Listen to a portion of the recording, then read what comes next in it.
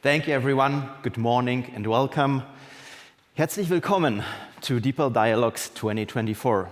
It is really a pleasure to be in Berlin with so many of you in person. Thank you for coming all the way here so that this exciting event could be possible.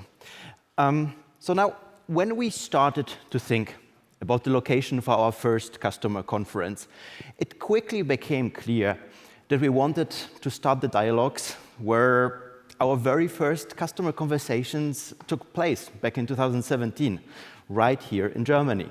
So for me, this feels quite special. From a small startup in Cologne to the global company we are today, I can say it's been quite a journey. And we've come a long way, both as a company with over 1,000 of the most passionate employees all around the world, and our strong customer base of over 100,000 global businesses and organizations, which we're incredibly proud of. You have brought us to where we are today, a global leader in AI technology. And thank you for being part of this journey with us. Oh, thanks.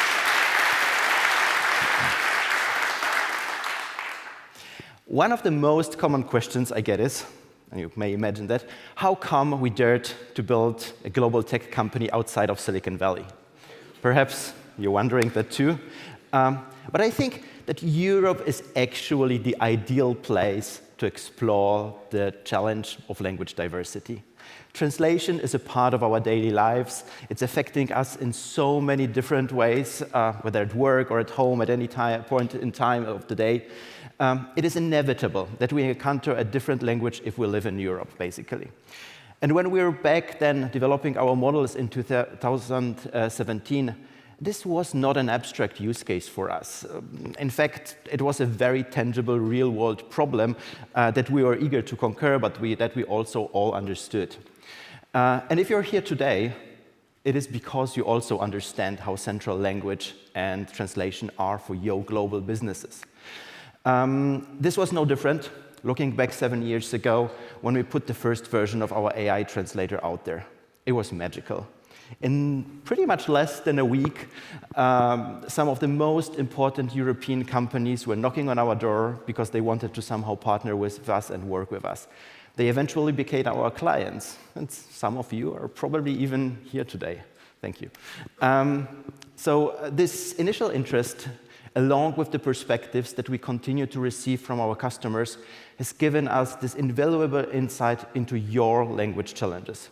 We put our customers at the center of our product experience, which means that we tailor DeepL's products in a way that it is informed by all of you, by all your needs.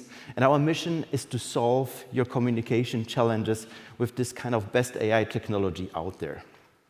And indeed, it's this close dialogue with our users and customers that has brought us to where we are today. So, in light of that, our vision for the Dialogue series is to bring together our mission of breaking down language barriers and our commitment to building strong relationships with all of you. We believe in fostering a close and continuous exchange of ideas where we can learn and be inspired by one another, with this common goal to use AI technology to help you succeed, regardless of all of those language barriers you might have at your businesses. And here at Dialogues, you can help shape the future of our roadmap. You'll be able to interact directly with our product, engineering, research teams, and get an early look at what's on the horizon for DeepL. Please use that. And join us in the Ask Me Anything booth. The team has already talked about those. Provide feedback on what we are building for next year and also beyond. This is also really a place to dialogue with one another. There are over 250 companies in this room here from 20 countries. So just imagine the amazing potential to connect, learn, be inspired by each other, and just talk about the problems you're having in your daily lives. And then there's obviously another reason why we're here today. We'll be revealing the next frontier of our AI technology. And I'm thrilled to have our VP of Product, Christopher Osborne, with us to share the news today. But before I give away too much, let us talk a little bit about the impact of AI in language. I think it is really no coincidence that the AI revolution we saw unfold 2 years ago has started with language. It was not self-driving cars that revolutionized transportation or some kind of other dystopian fantasy that has become reality, but it was really language, something so close to what makes us human, where it all began. And back in 2016, when we started to test our first AI models for translation, we already knew what this technology could accomplish. It was nevertheless really magical to see it coming to life. And it's hard to describe when we saw the first results of the technology in real life. And we've released our first product, the DeepL Translator, in 2017, and raised the bar in AI translation right from the start. A small startup from Cologne beating tech giants on the global stage. These were the headlines. But what really mattered to us, and to myself personally, it was the impact that we were creating in improving global communication, and how quickly we were moving towards our vision of a world without language barriers. Fast forward to now, AI is hype. We are part of this AI revolution, proud about it, and our specialized models are profoundly impacting the way businesses communicate. DeepL is a global company with offices in Berlin, Tokyo, London, New York, and quite a few other locations. And our vision for language AI is becoming a reality as we're moving towards our next big frontier right now, just like we did in 2017. And that's all very exciting from a technical standpoint. I'm a technician, but why should it really matter for your business? We're coming to another exciting inflection point in the evolution of AI. There has been a notable shift happening in how businesses approach AI, which I know will influence the trajectory of the industry in the coming months and years. AI is no longer just experimental. There is a sense of urgency to adopt AI to stay ahead of the game and remain competitive. Although AI is becoming a requirement for businesses today, there's still a long path to go. And most organizations recognize that generative AI will bring significant or even disruptive changes to their sectors. I don't think anyone in this room really here doubts that. And if we look at the numbers today, over 70% of global companies have adopted AI, and 65% are regularly using generative AI, almost double the percentage from just 10 months ago. However, we have to keep in mind these numbers reflect the adoption in only one business function. And we need to start amplifying those use cases and bring them forward. And at the same time, I think we are all getting smarter as businesses when it comes to differentiating between what is hype and what is genuinely bringing value in AI. As we're seeing some of the investments in AI that were made a year ago or two maybe paying off. And businesses are no longer asking whether they should adopt AI. They're asking, in our customer conversations, they're asking whether it will deliver real value. And we're clearly at a turning point because of that. Companies are moving past the hype and seeking AI that provides tangible benefits and makes a real impact. So looking ahead, I anticipate a significant scaling up of AI technologies, but with a notable shift in how businesses approach AI. Rather than simply adopting AI, companies will integrate it more deeply and more thoughtfully across various functions where ROI is a priority, but this ROI will always be questioned. And this new phase of focusing on results over hype really presents an exciting opportunity for DeepL. Since day one, we've been a research, but also purpose-driven company. We're laser-focused on using AI to solve the challenge of language. And this relentless focus enables us to create products that deliver real value to our customers and a strong return on investment for businesses. DeepL is now considered an essential AI solution for companies seeking to expand into new markets and establish a robust international presence. And unlike general-purpose AI models, DeepL is specifically designed for language-related use cases. Our technology combines specialized LLMs with proprietary research and the support of thousands and thousands of language specialists. In the last 12 months, we've introduced a new expanded vision for DeepL. This vision, to become a comprehensive language AI platform, represents the next phase of our commitment to solve language challenges with AI. We are building an end-to-end language AI platform that will enhance even more methods of communication, enabling you to connect more effectively with customers, partners, and your internal employees. And this vision is already becoming a reality.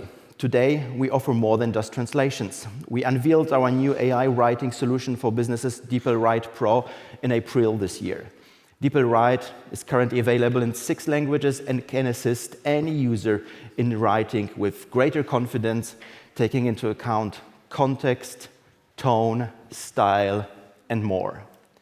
We have also continued to expand our features and functionality.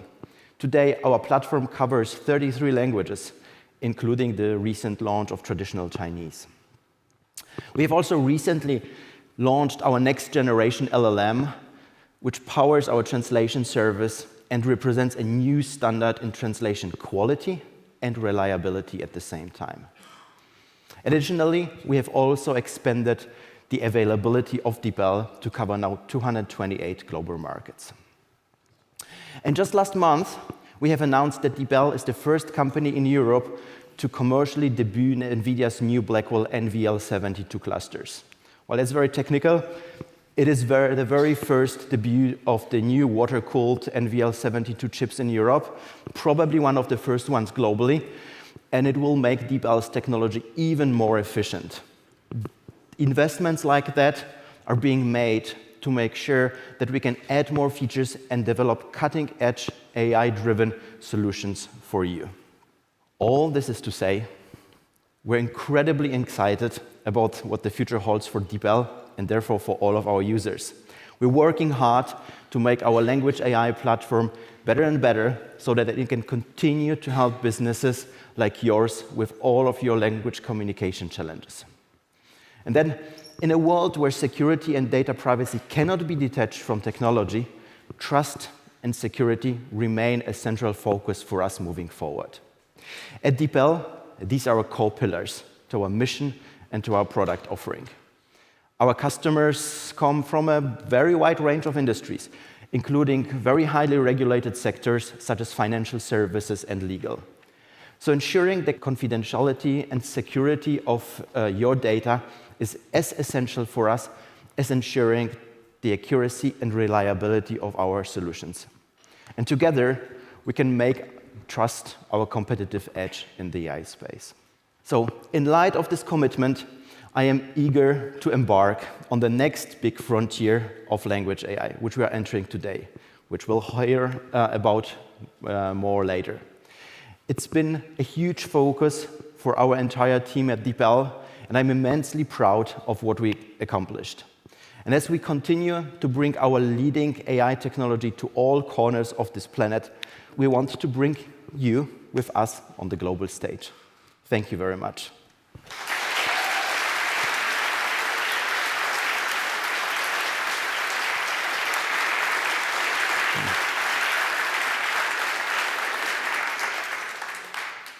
Let's hear how our AI is breaking down real language barriers for businesses. I'm very proud to welcome to the stage a customer which has been influencing thinking. Yes, that's right. Their main offering is focused on ideas.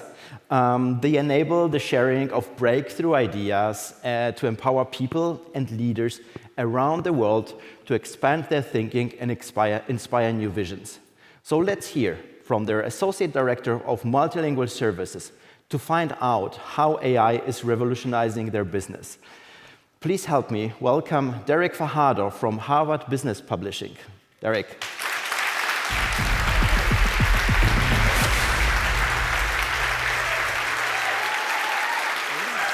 Thank you.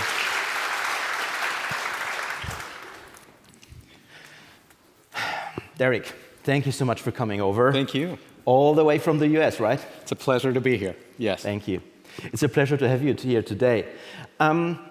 I know that you have a very strong background in localization and also share a similar passion for translation and localization to overcome communication barriers for businesses.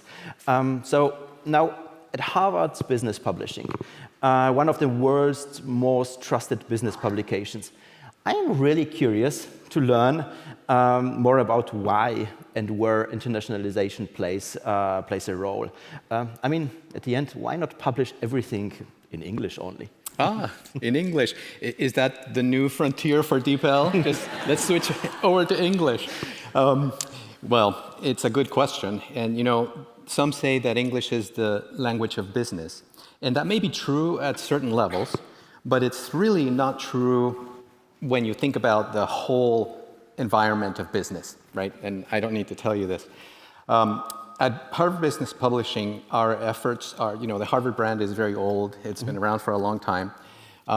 We publish a lot of our material in English, but our goal is to reach the world and to go across continents. In fact, we have an internal sort of strategy to think global. And we've branded a lot of our presentations internally with this logo. We've started newsletters and chat and conversations to get our everyday employees to think globally in every day. And no matter what their level of responsibility is, what business unit, think globally in everything that we do, right? So we're trying to get there. We have used a localization strategy that's pretty traditional for the most part. And we have been able to translate a lot of our materials.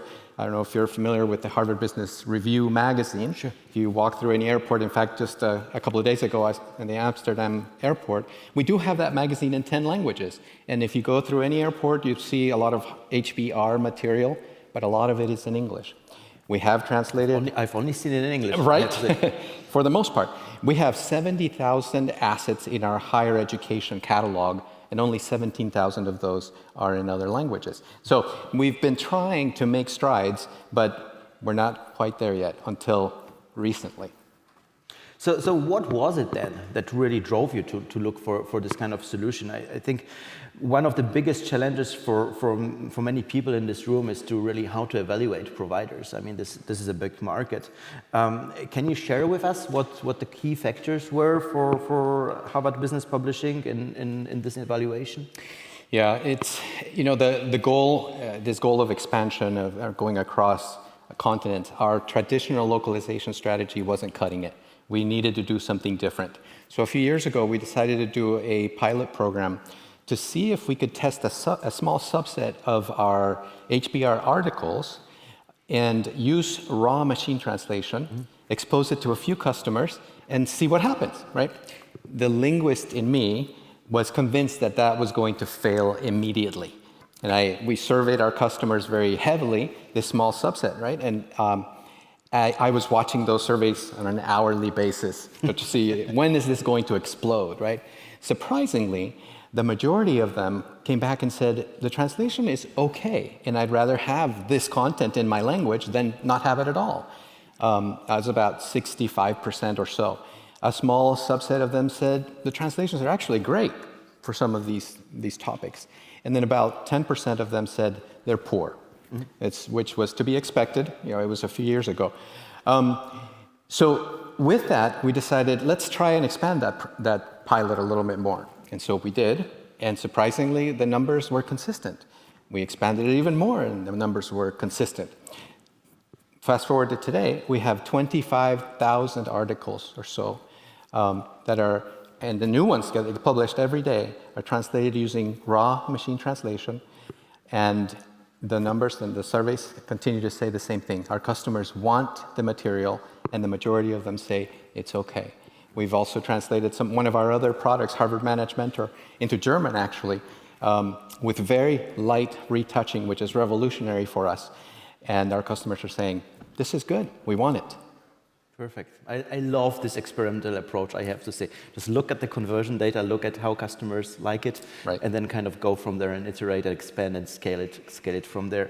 So now with the ability to translate both of like all of the past materials that you have and like even the future publishing that or like the content that you're creating, and like really greater ability to localize for your audience, what is really the business impact for you here? Like, what are you seeing there? Yeah, the stakes are very high right now with AI and the revolution and everything that's happening.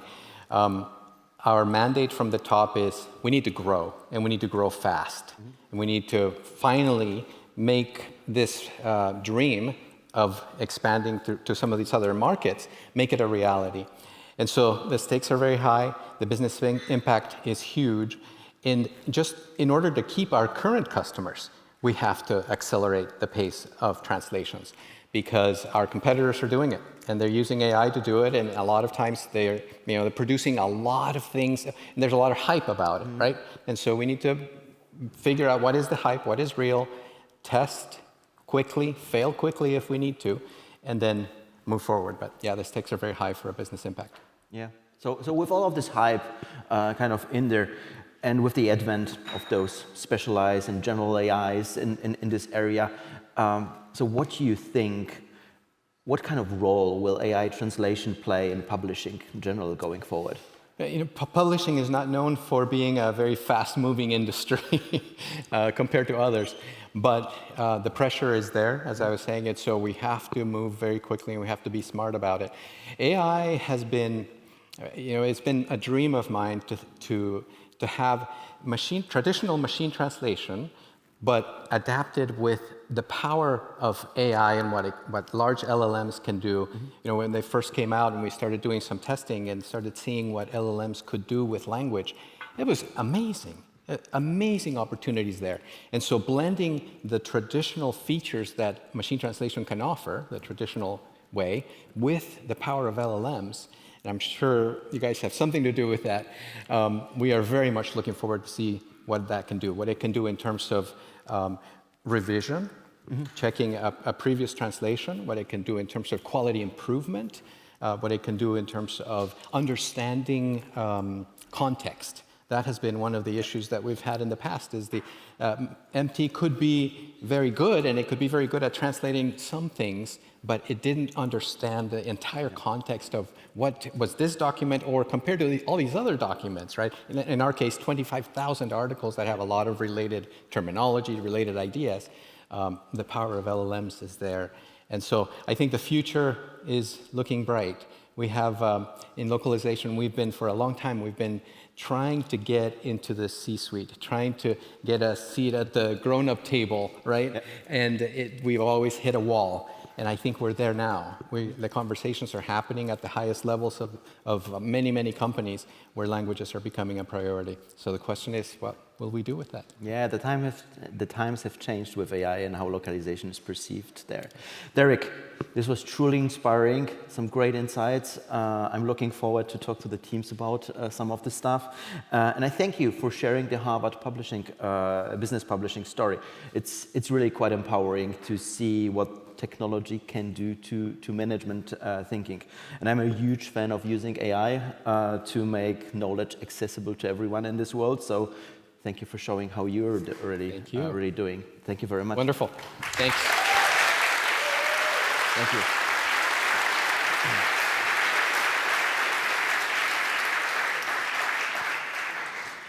So now, switching to a completely different industry. I'd like to introduce you to a company that is also originally from Cologne, where we started. But they started a bit earlier than us, back in 1927, when they quite successfully have been selling raisins and hazelnuts. They're now an employee, and they're now a 100,000 employee company with over 3,800 shops and an impressive online retail architecture. I've been probably to their shop twice this week. So please help me welcome Marijke Heidemann-Jarosz, REWE's digital product owner.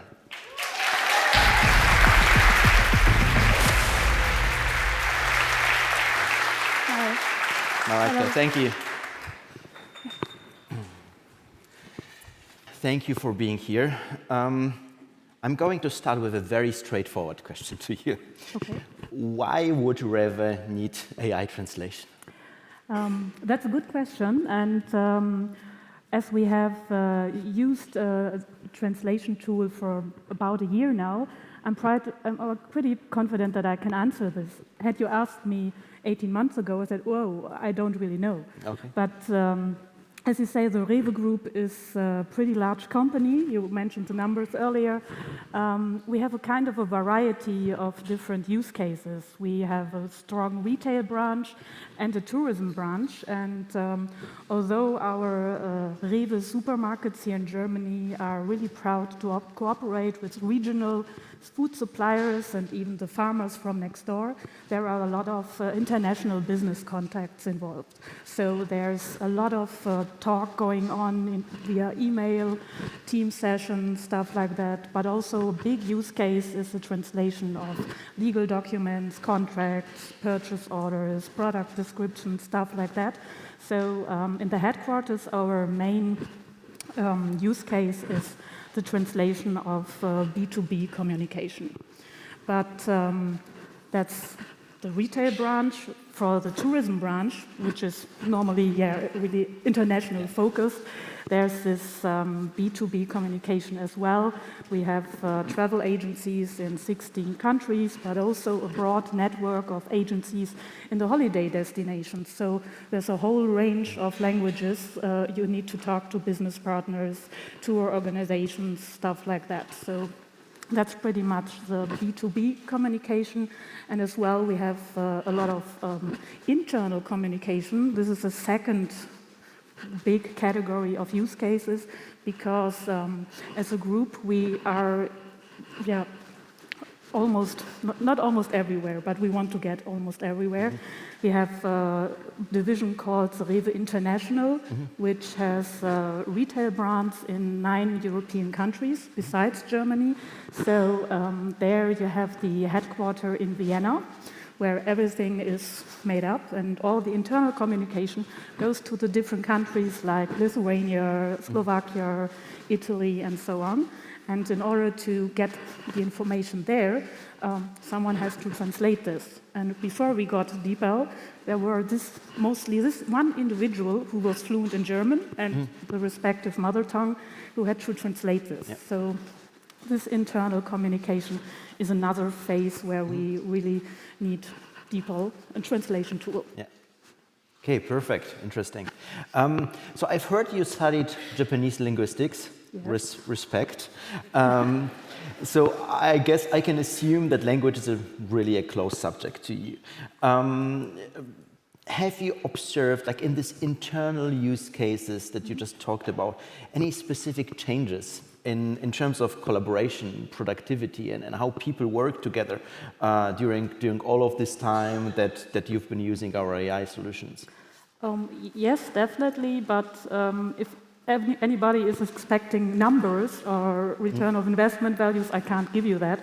But examples and feedback we got from our colleagues. And we, for example, have a lot of nearshoring teams right now in our IT department as the war for talents and the workforce is changing. And we heard last year, before using DeepL, it was like, oh yeah, it's always a bit rough. The long-standing team members have problems to connect to the new nearshoring team members, stuff like that. The productivity went down, and with the team setting up this year, the productivity raise is so high and so fast because they just have to get to know each other, but now everybody doesn't have to worry, do I write it in German, do I have to write it in Spanish, in English, stuff like that. So this is really a productivity boost for these mixed teams there. And I think you mentioned earlier your writer feature. We use this as well and ask our colleagues if it's good, if they want to keep it. And so they brought us feedback and they said really, oh yeah, we really like it. It's a boost for our self-confidence. We don't have to worry if my written English or even the German is not quite as formal and stuff like that, so they really like it. And so I think it's not just only time and money, but it's the well-being of people. They are happy to use it, and so the whole productivity collaboration is on a more positive note. Yeah, I run quite a few of my texts through DeepL, right? So Okay. I'm in the same boat. So now let's move to a slightly different topic, but one that is probably top of mind of so many people in the audience here. I've heard that security was one of your biggest concerns when choosing to implement AI in such a critical part of your business. Can you share with us some of your biggest concerns and maybe how you solved them? Last year, the Gen AI hype was in full swing, and we saw that a new AI-based tool was popping up almost every day. And the colleagues in our company who are responsible for the data and information security got really shocked and said, oh, how can we stop people from using these tools and put our internal information in there? Because we consider internal information like, I don't know, strategy papers or even purchasing terms with the supplier as, I don't know, our precious, you can say, and we want to keep this precious safe. And therefore, we looked for tools we can trust, as you said earlier, where we know the AI model is not trained based on our information we put in there, or the data is stored in countries where we don't want them to be. So this was a really big thing for us. Of course, we set up a big project and published internal guidelines and telling people, oh, if you use a non-tested product, don't put anything in there which can differentiate to the business. But it's so complicated. If you put a text in a translation tool and you have to cut out every second word, it doesn't work. So we really made an effort as a group, created synergies, and to be able to evaluate tools fast and to implement them. So we can keep our data safe, but also save our colleagues from worrying too much. Yeah, I've heard this complaint from so many users who have to cut out their personally identifiable information or anything like that from the text and translate only there. So my team has told me that the adoption of DeepL at REWE is quite high. What do you think is really the reason for that? I think there are two reasons. One reason probably is that we keep making marketing, stuff like that. We started out with key users we had identified before. In spring, we made a kind of an internal marketing campaign. We created a little video in my team showcasing what the tool can do, and had top news articles appeared in town hall meetings of different business units to raise awareness. But right now we are in a mouse-to-word advertising phase. People coming up every week. Every week, people want new licenses. Probably right now there's a ticket popping up in my team saying, I need a license because I heard from a colleague it's great, I need to use this. And besides that, I think it's more and more use cases coming up.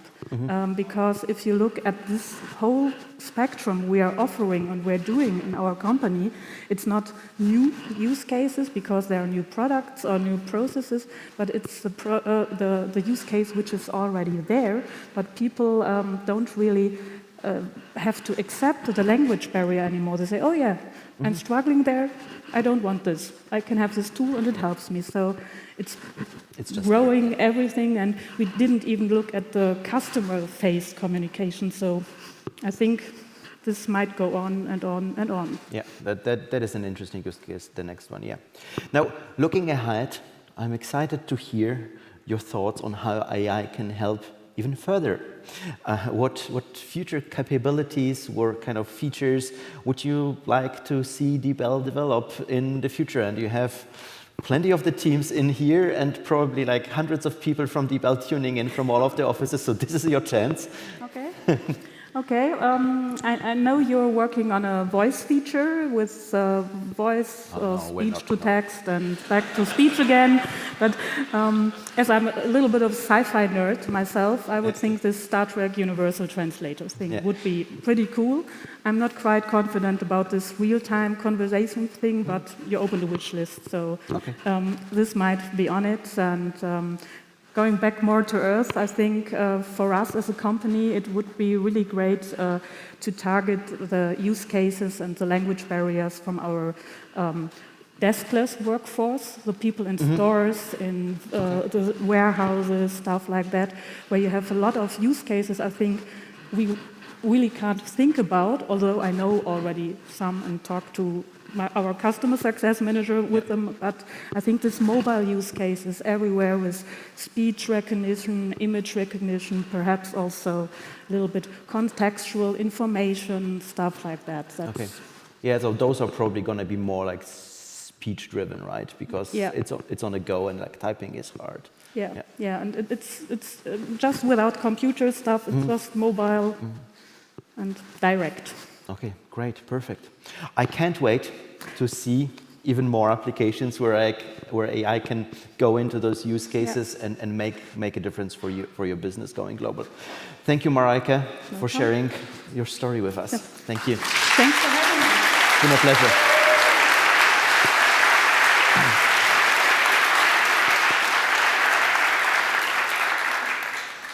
So, this is what we wake up to every day. Much more than being global leaders in AI technology in beating tech giants.